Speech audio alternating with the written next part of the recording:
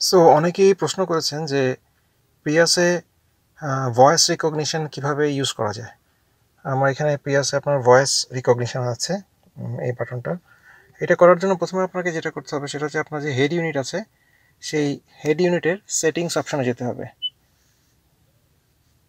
সেখানে আপনি সেটিংস অপশানে গেলে সেখানে আপনি দেখবেন এখানে ভয়েস কমান্ড নামে একটা অপশন আছে। এই ভয়েসটা দিয়ে আপনি এখানে ভয়েস রিকগনিশন অপশনটাকে এনেবল করে নেবেন।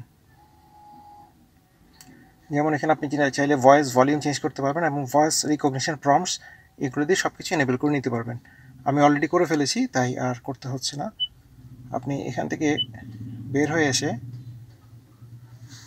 আপনি যেটা করতে পারেন সেটা হচ্ছে আপনি এসি অন অফ করতে পারবেন। বাংলাদেশে খুব ইজিলি এটা করা যায়। যেমন আমি যদি এখানে আপনাকে এই বাটনটা প্রেস করি, আপনারা শুনতে পারবেন এয়ারকন অন।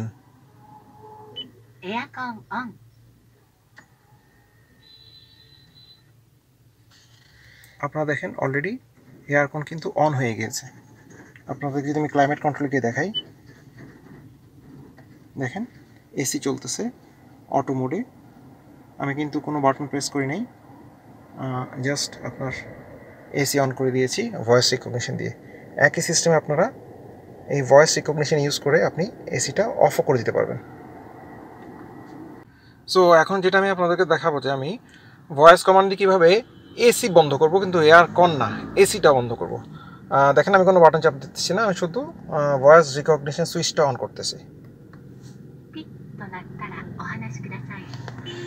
AC of.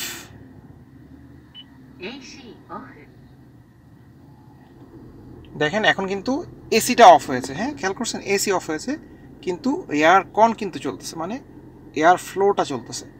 আমি পরবর্তীতে এয়ার ফ্লোটাও আমি এয়ারকন অফ কমান্ড দিয়ে সুইচ অফ করে দিতে পারবো। ফাইনালি আমি ভয়েস কমান্ড দিয়ে এয়ার ফ্লোট অফ করে দিব।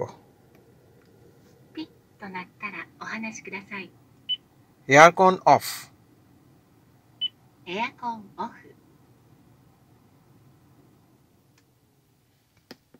সো আপনারা দেখেন আমার এসিটা কিন্তু এখন অফ হয়ে গিয়েছে।